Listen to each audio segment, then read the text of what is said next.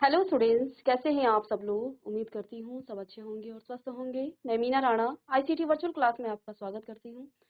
Students, हम पढ़ रहे हैं क्लास 9 की हिंदी व्याकरण में। प्रीवियस लेक्चर में हमने यहाँ वाक्य और वाक्य के भेद पढ़ रहे थे और अर्थ के आधार पर यहाँ वाक्य के कितने भेद हैं ये हमने प्रीवियस लेक्चर में पढ़ लिया था। तो आइए इसको हम आगे कंटिन्यू करते हैं। इससे पहले इसको रिवाइज करते हैं।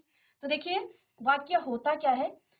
पदों या सार्थक शब्दों का व्यवस्थित समूह जिससे वक्ता के कथन का अविष्ट आशय अर्थपूर्ण रूप से स्पष्ट होता है, वाक्य कहलाता है। ठीक है, इस परिभाषा को आप लिख लीजिएगा। वाक्य क्या है? पदों या सार्थक शब्दों का व्यवस्थित समूह, यानी कि शब्द सार्थक समूह, शब्दों का व्यवस्थित समूह क्या कहलाता है? जिससे वक्ता के कथन का अभिष्ट आशय अर्थपूर्ण रूप से स्पष्ट होता है, वाक्य कहलाता है। ठीक है, हम यह भी कह सकते हैं कि शब्दों के सार्थक मेल से बनने वाले या बनने वाली इकाई आपकी वाक्य कहलाती है। ठीक है, वाक्य के द्वारा आप किसी से वार्तालाप कर सकते हैं, आप किसी से बात कर सकते हैं वाक्यों के द्वारा। भाषा जो है वाक्यों से मिलकर ही बनी होती है। तो वाक्य के द्वारा आप क्या कर सकते हैं? अपनी बात को किसी दूसरे तक पहुंचा सकते हैं या दूसरों की बात को आप सुन सकते हैं या उसको ग्रहण कर सकते हैं। यहाँ पर वाक्य के दो अंग हैं, जिसमें उद्देश्य और विधेय आपको बताया था। वाक्य में जिसके बारे में कुछ कहा जाए वो आपका उद्देश्य होता है, और वाक्य में उद्देश्य के बारे में जो कुछ कहा जाए वो आपका विधेय होता है। वाक्य के यहाँ पर दो प्रमुख भेद हैं। किन किन आधारों पर हैं? अर्थ के आधार पर और रचना के आधार पर। अर्थ के आधार पर अभी हम क्लास 9 में पढ़ रहे हैं और रचना के आधार पर आगे की क्लास में आप इसको पढ़ेंगे। तो अर्थ के आधार पर वाक्य, तो वाक्यों में कोई सूचना दी जा रही है या नकारात्मकता का भाव हो, प्रश्न पूछा जा रहा हो या फिर विस्मय प्रकट किया जा रहा हो, काम करने का आदेश दिया जा रहा है या फिर इच्छा प्रकट की जा रही हो, इसे ही अर्थ कहा जाता है। और इस आधार पर वाक्य के निम्नलिखित 8 भेद आपको बताए थे प्रीवियस लेक्चर में, जिसमें पहला आपका क्या है? विधानवाचक, या इसको आप क्या कहते हैं? सकारात्मक वाक्य भी इसको कहा जाता है। ठीक है, दूसरा है आपका प्रश्नवाचक वाक्य, आज्ञावाचक वाक्य, संदेहवाचक वाक्य, नकारात्मक वाक्य, इच्छावाचक वाक्य और विस्मयवाचक वाक्य, या 8वां है आपका संकेतवाचक वाक्य। तो इन सभी वाक्यों को आप लिखिएगा। 8 वाक्य हैं। विधानवाचक, या इसको आप सकारात्मक वाक्य कहेंगे। प्रश्नवाचक वाक्य, आज्ञावाचक, संदेहवाचक, नकारात्मक, इच्छावाचक, विस्मयवाचक और संकेतवाचक। जल्दी से इसे नोट करें। 8 भेद हैं इसके। किसके आधार पर? इसके अर्थ के आधार पर 8 भेद हैं वाक्यों के। ठीक है, चलिए नोट करेंगे इसे।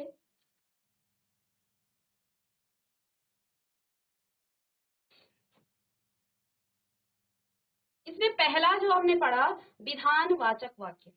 ठीक है, अब इसको हम थोड़ा जल्दी से करेंगे क्योंकि प्रीवियस लेक्चर में आप कर चुके हैं। जो नहीं हुए हैं उनमें हम थोड़ा सा डिटेल में उसको पढ़ेंगे।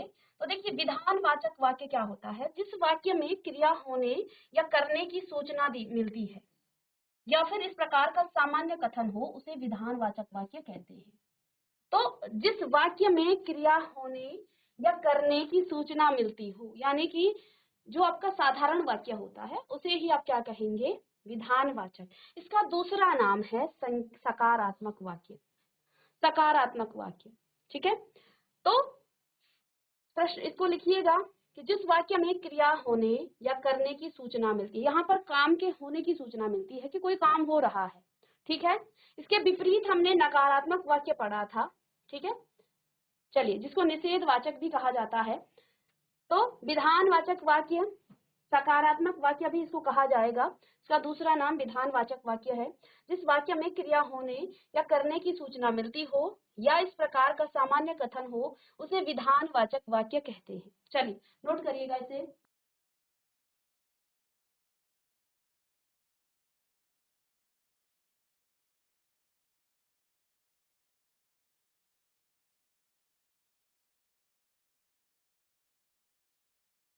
चलिए, तो ये है आपका विधानवाचक वाक्य। ठीक है, इसके बाद नेक्स्ट इसका उदाहरण देखिए, क्योंकि इस प्रकार के वाक्य में कही गई बात को ज्यों का त्यों मान लिया जाता है, यानी कि जो बात आप कह रहे हैं दूसरा पर्सन, दूसरा व्यक्ति भी उसी बात को ज्यों का त्यों कहेगा, इसलिए इसे क्या कहा जाता है, विधानवाचक या इसको सकारात्मक वाक्य कहा जाता है। देखिए, पक्षी घोंसले से उड़ रहे चुके हैं, पक्षी घोंसले से उड़ चुके हैं, तो यहाँ पर काम हो रहा है, ठीक है ना, तो काम होने का यहाँ पर बोध हो रहा है, तो ये आपका क्या हो जाएगा, विधानवाचक, या इसको आप सकारात्मक वाक्य कहेंगे। ठीक है, नेक्स्ट देखिए, कविता ने पाठ याद कर लिया, कविता ने पाठ याद कर लिया, तो यहाँ पर भी काम के होने का बोध हो रहा है। नेक्स्ट देखिए, नदी में बाढ़ आई है, नदी में बाढ़ आई है, तो ये भी काम होने का यहाँ पर बोध हो रहा है, काम होने का यहाँ पर भाव प्रकट हो रहा है। ठीक है, नेक्स्ट देखिए यहाँ पर दूसरा निषेधवाचक, तो निषेधवाचक आपका नकारात्मक वाक्य भी कहलाता है। निषेधवाचक या फिर इसे आप कहेंगे नकारात्मक वाक्य, जिन वाक्यों से क्रिया के न होने या न किए जाने का भाव प्रकट हो, तो जहां से आपको किसी वाक्य से ये पता चले कि यहाँ पर काम नहीं हो रहा है या ना काम ना होने का भाव प्रकट हो, उसे नकारात्मक या फिर इसको दूसरा नाम क्या है, निषेधवाचक वाक्य भी इसे कहा जाता है। ठीक है, इन वाक्यों की पहचान में ना, मत, नहीं देख कर की जा सकती है। ठीक है, तो जहां पर आपको ना या किसी काम के ना होने का बोध हो, वहां पर आप कह सकते हैं वो आपका नकारात्मक वाक्य है या आपका निषेधवाचक वाक्य है। जैसे पक्षी घोंसले से उड़ नहीं रहे हैं, ऊपर हमने क्या कहा सकारात्मक में कि पक्षी घोंसले से उड़ रहे हैं, अब यहाँ हमने क्या कहा, पक्षी घोंसले से नहीं उड़ रहे हैं, पक्षी घोंसले से नहीं उड़े हैं। कविता ने पाठ नहीं याद किया है, तो यहाँ पर नहीं शब्द नकारात्मकता को बता रहा है, यहाँ पर नहीं शब्द आपको क्या बता रहा है कि ये आपका निषेधवाचक वाक्य है। नदी में बाढ़ नहीं आई है, तो ऊपर नदी में बाढ़ आई है और यहाँ पर नहीं शब्द लगाया, तो ये आपका निषेधवाचक है या फिर नकारात्मक वाक्य है। तो ये दूसरा आपका हो जाएगा निषेधवाचक या फिर नकारात्मक वाक्य। इसके बाद देखिए प्रश्नवाचक वाक्य, थर्ड है आपका प्रश्नवाचक वाक्य, जिन वाक्यों में प्रश्न पूछा जाता है तथा जिनमें कुछ उत्तर पाने की जिज्ञासा रहती है। देखिए, इन वाक्यों में आपकी क्या जिज्ञासा रहती है कि आपको कोई उत्तर मिले। आप जब प्रश्न पूछते हैं तो प्रश्न पूछने का क्या मतलब है कि आपको उसके उत्तर की जिज्ञासा रहती है, कि आपको इसका उत्तर मिले। ठीक है, प्रश्नवाचक वाक्यों की पहचान कैसे की जाती है, इन वाक्यों की पहचान के लिए सबसे पहले तो इसमें प्रश्नवाचक जो चिन्ह होता है वो होता है, साथ में यहाँ पर क्या, क्यों, कब, कैसे, कौन, किसे, किसका, ये शब्द आपको देखने को मिलेंगे, वहां पर आपका प्रश्नवाचक वाक्य होंगे।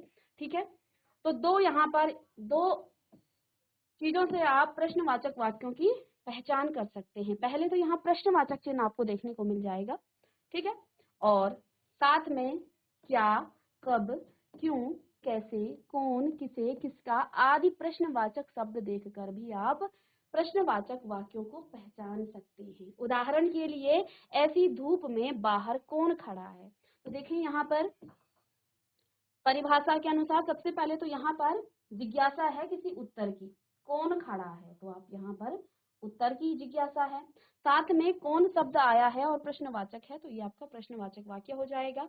रमा कब आई, तो एक तो कब शब्द आया है, दूसरे में प्रश्नवाचक वाक्य आपको, प्रश्नवाचक चिन्ह आपको यहाँ पर मिल जाता है। तुम कल विद्यालय क्यों नहीं आई, प्रश्नवाचक वाक्य, तो ये है आपका प्रश्नवाचक वाक्य। ठीक है, इसके बाद देखिए आज्ञावाचक वाक्य।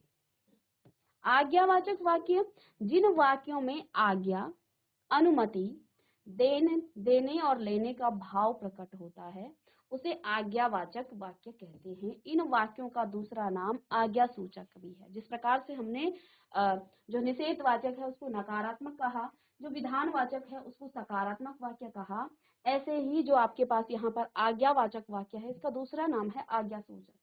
ठीक है, या फिर इसको ये विधिवाचक वाक्य भी कहा जाता है। तो तीन नामों से आप इसको जानेंगे, आज्ञा सूचक जिसमें आज्ञा दी जा रही हो, विधिवाचक वाक्य भी इसको कहा जाता है। उदाहरण के लिए देखिए, किताब के पेज मत फाड़ो, मोहन अब पढ़ने बैठ जाओ, तो यहाँ पर क्या दी जा रही है आपको, एक आज्ञा दी जा रही है, ठीक है ना। किताब के पेज मत फाड़ो, मोहन अब पढ़ने बैठ जाओ, तो यहाँ पर आपको अनुमति दी जा रही है कि अब पढ़ने बैठ जाओ। दीवारों को साफ कर दो, यहाँ पर भी आज्ञा दी जा रही है, ठीक है। तो यहाँ पर इन वाक्यों से आपको क्या पता चल रहा है कि यहाँ या तो अनुमति दी जा रही है या फिर आज्ञा दी जा रही है। तो वाक्यों से पता चल रहा है कि ये आपका आज्ञावाचक है या फिर आज्ञा सूचक है या फिर विधिवाचक वाक्य है। तो इसे आप नोट डाउन करें। इसके बाद नेक्स्ट हम फिफ्थ वाला करेंगे, इच्छावाचक वाक्य। चलिए, पांचवा आप लिखेंगे इसे, आज्ञावाचक तक आप कर चुके थे। पांचवा है आपका इच्छावाचक वाक्य। अर्थ के आधार पर वाक्यों का भेद हम कर रहे हैं। 8 भेद अर्थ के आधार पर वाक्यों के होते हैं, ठीक है। अभी तक आप पढ़ चुके हैं विधानवाचक पहला, जिसको आप सकारात्मक वाक्य भी कहते हैं, ठीक है, जिसमें किसी काम के होने का बोध हो, किसी काम के होने की सूचना मिलती हो, उसे विधानवाचक या सकारात्मक वाक्य कहा जाएगा। दूसरा आपका निषेधवाचक, जिसको नकारात्मक वाक्य भी कहा जाता है, किसी काम के न होने का बोध हो या भाव प्रकट हो, उसे नकारात्मक वाक्य कहेंगे। थर्ड देखिए आपका प्रश्नवाचक, जिसमें आपको प्रश्न या उत्तर की जिज्ञासा हो, जिस वाक्य से आपको किसी उत्तर की जिज्ञासा हो, आपको प्रश्न पूछा जाए, वही आपका प्रश्नवाचक वाक्य कहलाता है। सभी पहचानते हैं बच्चे से। इसके बाद आपका है नेक्स्ट आज्ञावाचक या आज्ञा सूचक या विधिवाचक। 3 नामों से इसको जाना जाता है, आज्ञावाचक, आज्ञा सूचक या फिर विधिवाचक वाक्य, ठीक है। अब इसके बाद नेक्स्ट है आपका इच्छावाचक वाक्य, ठीक है। तो देखिए यहाँ पर जिन वाक्यों में वक्ता की इच्छा, वक्ता की कामना, आशीर्वाद आदि का भाव प्रकट होता है, उन्हें इच्छावाचक वाक्य कहते हैं। तो इसे नोट डाउन कीजिएगा।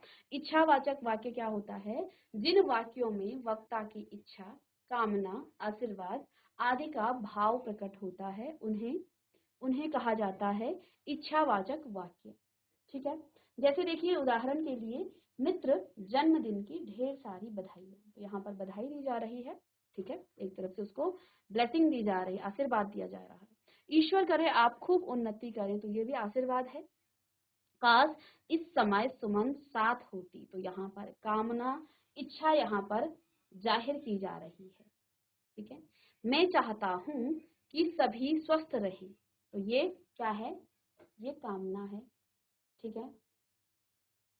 तो जो आपका इच्छावाचक वाक्य है, उसमें आप किसी को आशीर्वाद दे सकते हैं, यानी कि किसी वाक्य में आशीर्वाद का भाव प्रकट हो, किसी वाक्य में कोई कामना जो है प्रकट हो, किसी वाक्य में कोई इच्छा प्रकट हो, तो वो आपके इच्छावाचक वाक्यों के अंतर्गत आते हैं, ठीक है। जैसे जन्मदिन की ढेर सारी बधाइयां, ईश्वर करे आप खूब उन्नति करें, तो ये तो आशीर्वाद हो गया।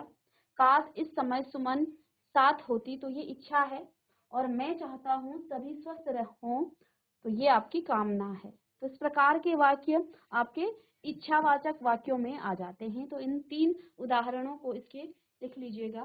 साथ में आप कुछ और उदाहरण भी अपने स्वयं से बना करके लिख सकते हैं।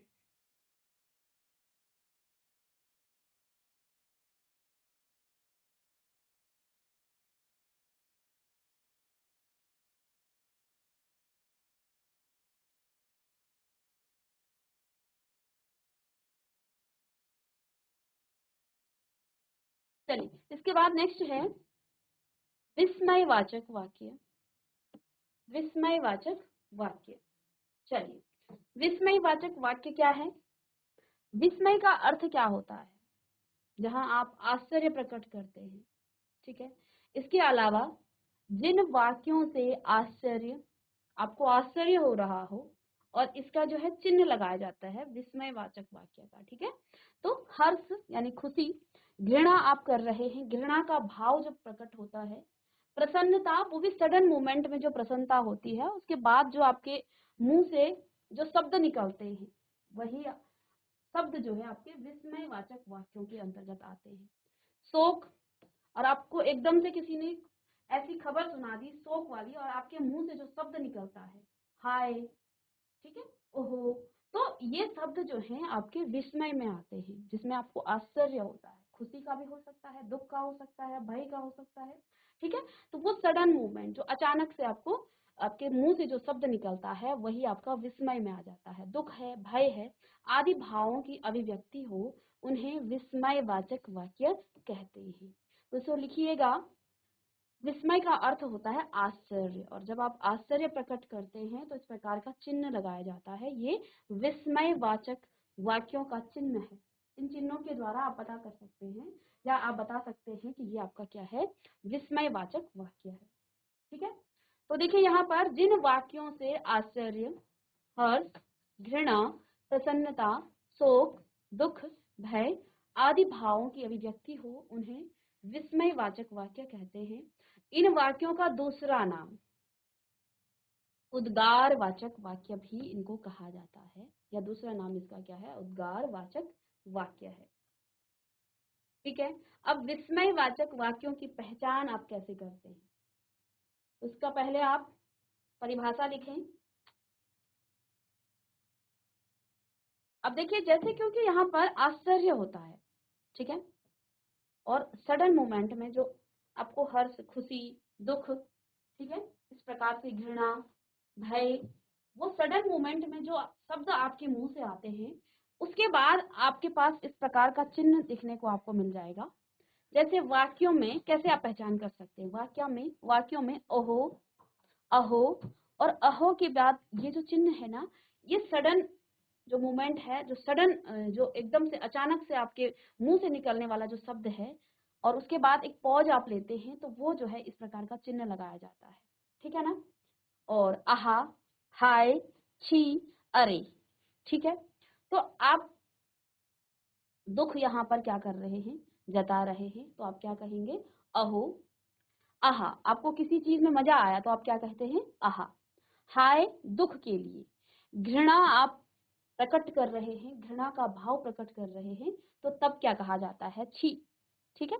और अरे, ये दुख के लिए है, आदि देखकर आप पता कर सकते हैं कि ये आपका विस्मयवाचक वाक्य है, ठीक है। साथ में जिस प्रकार से आपके पास प्रश्नवाचक चिन्ह लगाया जाता है ना, प्रश्नवाचक वाक्यों के पीछे से, ऐसे ही यहाँ पर अंत में विस्मयवाचक चिन्ह इस प्रकार को देखकर, ये जो चिन्ह है ये विस्मयवाचक का चिन्ह है, इसको देखकर आप इसकी पहचान कर सकते हैं, ठीक है। तो प्रश्नवाचक और विस्मयवाचक की सबसे इजी इसलिए वो वाक्य लगते हैं क्योंकि इनके साथ जो है कुछ चिन्ह लगे होते हैं, और उन चिन्हों के द्वारा आप पहचान सकते हैं कि ये आपका प्रश्नवाचक है या फिर विस्मयवाचक है, ठीक है। तो इसे नोट डाउन करें। विस्मयवाचक का अर्थ है आश्चर्य, और जिन वाक्यों से आश्चर्य का भाव प्रकट हो, हर्ष, खुशी का, घृणा का भाव, प्रसन्नता का भाव, शोक का भाव, दुख का, भय का आदि भावों की अभिव्यक्ति हो, उन्हें विस्मयवाचक वाक्य कहते हैं। इन वाक्यों का दूसरा नाम है उद्गारवाचक वाक्य। और इनकी पहचान कैसे की जाती है, इनकी पहचान के लिए अहो, आहा, हाय, छी, अरे आदि देखकर आप इनकी पहचान कर सकते हैं, और साथ में ऐसे शब्दों या वाक्यों के अंत में लगा जो विस्मयवाचक चिन्ह होता है, उससे देखकर आप पहचान सकते हैं यह आपका विस्मयवाचक वाक्य है। चलिए अब इसके कुछ उदाहरण देखते हैं यहाँ,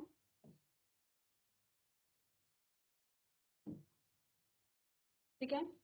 तो देखो, अरे शब्द या तो आप आश्चर्य के लिए कर सकते हैं या फिर कहीं दुख के लिए भी कर सकते हैं, ठीक है। अरे कितना विशाल मैदान है, तो आश्चर्य प्रकट किया जा रहा है इस वाक्य में कि अरे कितना विशाल मैदान है, तो ये आश्चर्य हो रहा है, ठीक है। ओह, तुम आ गए, तो देखो ये जो चिन्ह है ये यहाँ पर विस्मयवाचक वाक्य को जो है क्या कर रहा है, बता रहा है। आहा, इतना सुंदर फूल देखकर मन प्रसन्न हो उठा, तो देखो खुशी के लिए आहा शब्द प्रकट किया जा रहा है, और ये जो वाक्य है ये आपका विस्मयवाचक वाक्य है, ठीक है। यहाँ किसी एक शब्द के पीछे से ये चिन्ह लगाया जाएगा, या फिर कहीं कहीं वाक्यों के अंत में भी लगाया जा सकता है, ठीक है। तो इसे भी आप नोट डाउन करें।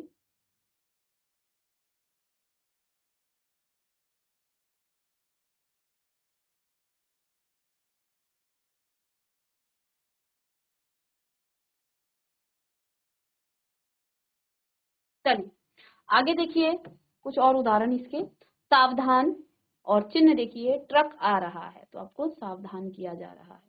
छी, नाले के पास बड़ी बदबू है तो यहाँ पर घृणा का भाव प्रकट हो रहा है। तो ये है आपका विस्मयवाचक वाक्य और उनके कुछ उदाहरण। ठीक है, अब देखिए संदेहवाचक वाक्य, सातवां वाक्य है संदेहवाचक वाक्य।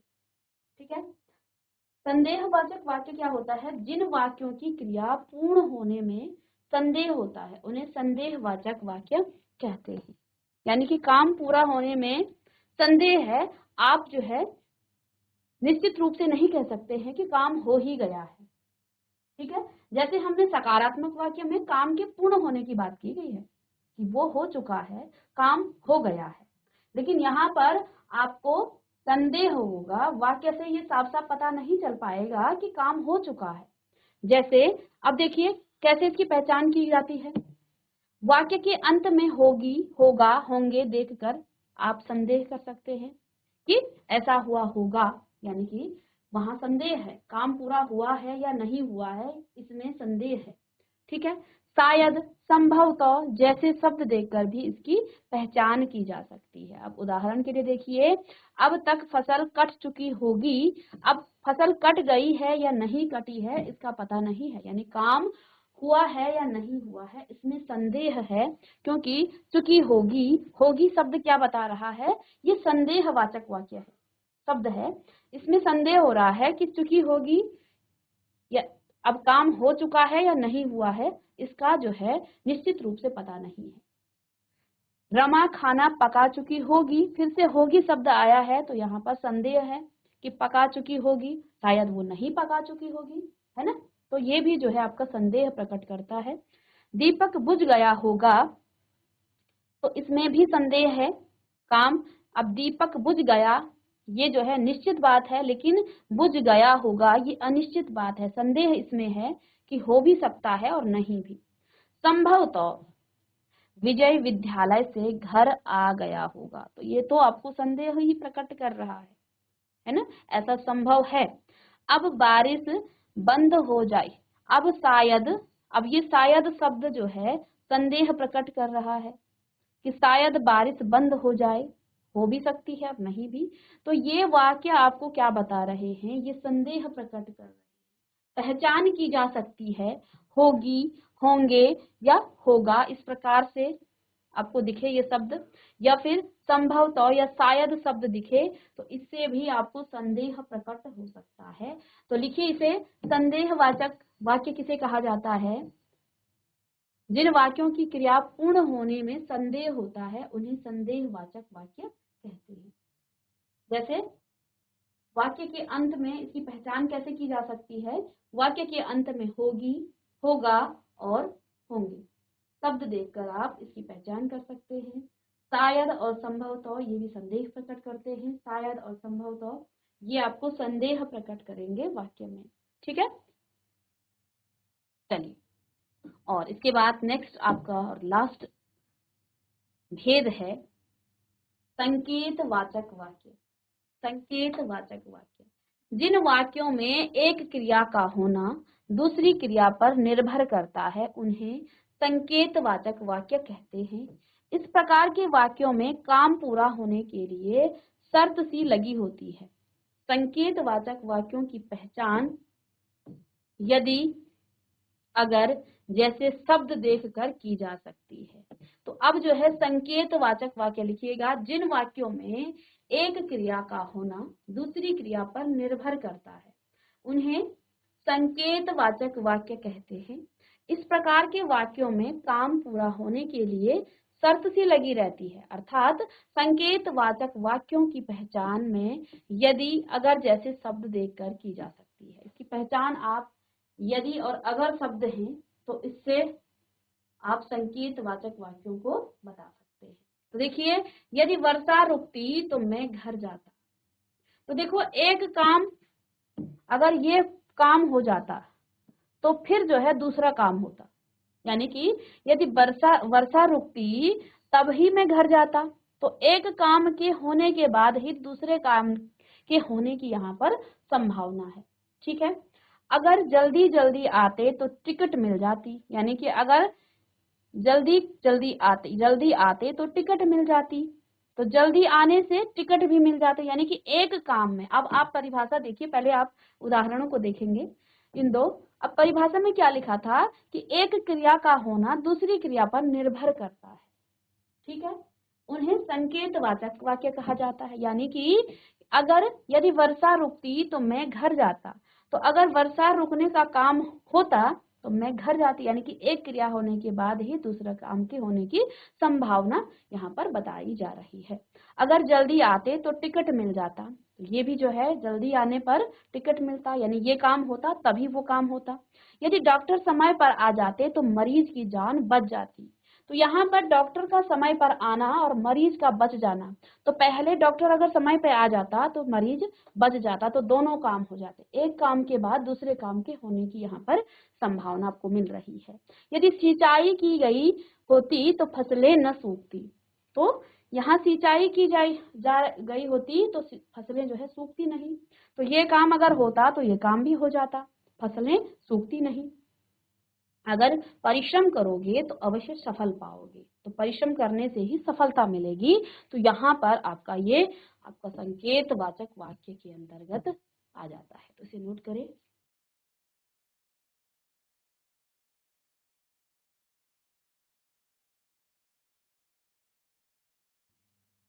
तो इस प्रकार से सभी 8 भेदों को आप पढ़ चुके हैं, ठीक है। ये भी आप लिखिएगा। इसकी पहचान अगर, यदि और अगर जैसे शब्दों को देखकर आप कर सकते हैं। साथ में देखिए परिभाषा हम इसको समझ चुके हैं, संकेतवाचक यानी कि एक क्रिया होने के बाद ही दूसरी क्रिया होने की का जो है संकेत मिलता है कि यदि ये काम होता तो दूसरा काम होता, अगर ये होता तो तब ये होता। तो इस प्रकार से अगर और यदि शब्द जहां दिखे तो सिर्फ शब्दों को देखकर ही आप ये नहीं कह सकते हैं कि अगर और यदि शब्द दिखे तो आप सीधे जो है उसमें संकेतवाचक वाक्य लगा दें, ठीक है ना। इसके लिए आपको ये भी देखना पड़ेगा कि एक क्रिया होने के बाद दूसरे क्रिया होने की जो है संकेत मिलता है, ठीक है ना, तो इसको भी ध्यान देना है। अब इसके बाद देखिए वाक्य रूपांतरण, ये आपको प्रश्न पूछे जाते हैं। इस कॉन्सेप्ट से आपको वाक्य रूपांतरण के प्रश्न पूछे जाते हैं। तो आप जानते हैं कि अर्थ के आधार पर वाक्य के 8 भेद हैं। इनमें से किसी वाक्य को एक भेद से दूसरे भेद में इस तरह से बदलना कि वाक्य का कर्ता, क्रिया और कर्म ज्यों का त्यों रहे, वाक्य रूपांतरण कहलाता है। जब आप किसी एक भेद से दूसरे भेद में बदल रहे हैं, वाक्य का रूपांतरण कैसे किया जाता है, ठीक है ना। तो इस प्रकार से आपको बदलना है कि वाक्य का जो कर्ता है, यानी कि जो काम करने वाला है, जो क्रिया है, जो काम हो रही है, और साथ में कर्म है। कर्म यानी कि जिस पर प्रभाव पड़े, किसका, क्रिया का प्रभाव पड़े, वो ज्यों का त्यों रहे, उस पर कोई फर्क ना पड़े, तो वो आपका वाक्य रूपांतरण कहलाता है। वाक्य रूपांतरण निम्न उदाहरणों द्वारा आप इसको समझ सकते हैं। तो देखिए यहाँ पर एक दो वाक्य रूपांतरण हम करेंगे। पक्षी आकाश में उड़ रहे हैं, ये आपका क्या है, एक सकारात्मक वाक्य है। ये क्या है आपका, एक सकारात्मक, या इसको आप विधानवाचक वाक्य भी कहते हैं। पक्षी आकाश में उड़ रहे हैं, इसका आप निषेधवाचक वाक्य इसी वाक्य में कैसे आप परिवर्तित करते हैं। तो देखिए ये आप इंग्लिश में भी सीखते हैं, ठीक है ना। जब आप पॉजिटिव सेंटेंस को नेगेटिव में, नेगेटिव को इंट्रोगेटिव में, इंट्रोगेटिव को आप इस प्रकार से अलग अलग जो है सेंटेंसेस में आप बदलते हैं। तो यहाँ यदि आपने ध्यान से देखा तो आप वहां पर भी अच्छे से कर पाएंगे। पक्षी आकाश में उड़ रहे हैं, हमने क्या कहा, हम न तो कर्ता में परिवर्तन करेंगे, न क्रिया में, न कर्म में परिवर्तन किया जाता है, बस उसका रूपांतरण करना है। ये सकारात्मक था, ये विधानवाचक वाक्य है, इसको निषेधवाचक यानी कि नकारात्मक में परिवर्तित करना है, ठीक है। तो अब हिंदी में तो बहुत सरल है, ठीक है। इंग्लिश में आपको कुछ रूल याद करने पड़ते हैं, जैसे आपके पास जो पॉजिटिव किसके होते हैं, इंडेफिनिट के होते हैं, उनमें अलग अलग चेंजेस होते हैं। तो यहाँ पर हिंदी में हम क्या करते हैं, पक्षी आकाश में नहीं उड़ रहे हैं, बस नहीं शब्द लगाया और ये आपका निषेधवाचक या नकारात्मक वाक्य में परिवर्तित हो गया। अब देखिए प्रश्नवाचक लगाने के लिए वहां हेल्पिंग वर्ब को आप आगे कर देते हैं, यहाँ पर क्या शब्द लगा देंगे, क्या पक्षी आकाश में उड़ रहे हैं। जो आपके पास सकारात्मक वाक्य है उसी में आप क्या शब्द लगा करके इस पूरे वाक्य को परिवर्तित कर सकते हैं प्रश्नवाचक वाक्य में। अब देखिए शायद शब्द लगा करके आप इसको संदेहवाचक में, शायद पक्षी आकाश में उड़ रहे होंगे, तो इसी वाक्य में संदेह प्रकट हो गया, इसी वाक्य में प्रश्न आपको आगे यहाँ पर देखने को मिल गया, प्रश्नवाचक चिन्ह लग गया, और नहीं लगा करके ये निषेधवाचक या फिर नकारात्मक में परिवर्तित हो गया है। ठीक है, तो इस तरह से किया जा सकता है। इसको नेक्स्ट क्लास में हम और अच्छे से डिस्क्राइब करेंगे। ठीक है, चलिए इसे नोट करें। तो देखिए ये आपका वाक्य और अर्थ के आधार पर वाक्य के भेद हमने किए, जिसमें 8 भेदों के बारे में हमने पढ़ा है। मिलते हैं नेक्स्ट लेक्चर में एक नए टॉपिक के